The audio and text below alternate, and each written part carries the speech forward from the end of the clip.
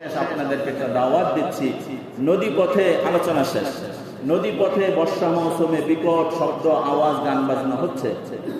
প্রতি বছরই হয়। গত বছর আলহামদুলিল্লাহ আপনাদের সকলের সহযোগিতা, মৌন সমর্থনের মাধ্যমে কিছু মানুষ চেষ্টার পরিশ্রমে কিছুটা বন্ধ করতে আমরা সক্ষম হয়েছি।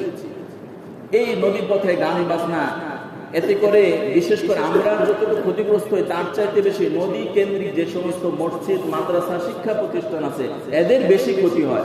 আমার কাছে সবচেয়ে বেশি মনে হয় যে তল্লা মাদ্রাসা একেবারে নদীর ঘাসে, স্কুলেরটা ধরেন একটু রুখসত দিলাম, এগো গান বাজনা কিছুটা কি আছে সংস্কৃতির মধ্যে পড়ে, কিন্তু মাদ্রাসার মধ্যে তো গান বাজনার কোনো প্রশ্নই আসে না। 24 ঘন্টা ভুক্তভোগী যে সমস্ত তলবে এলে পুরানে হাফেজরা সেখানে থাকে। তাহলে এই খারাপি বন্ধ করার পিছনে আমরা সকলে ঐক্যমত পোষণ করতে পারি কিনা ইনশাআল্লাহ? তাহলে আগামীকাল সকাল 9টায় আশ্রয় কেন্দ্রে একটা সভা, মত বিনিময় সভা হবে।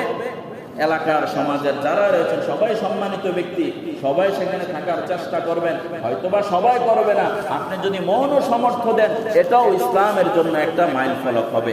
আল্লাহ রাব্বুল আলামিন দ্বীনি কাজে যেখানেই হোক, যে অবস্থায় হোক, যদি কোরআন এবং হাদিস ভিত্তিক হয় আমি ওই দ্বীনি কাজে অংশগ্রহণ করব ইনশাআল্লাহ। আল্লাহ তাআলা আমাদেরকে সেই পর্যন্ত ভালো রাখুক। আল্লাহ তাআলা আমাদেরকে সুস্থতা দান করুক।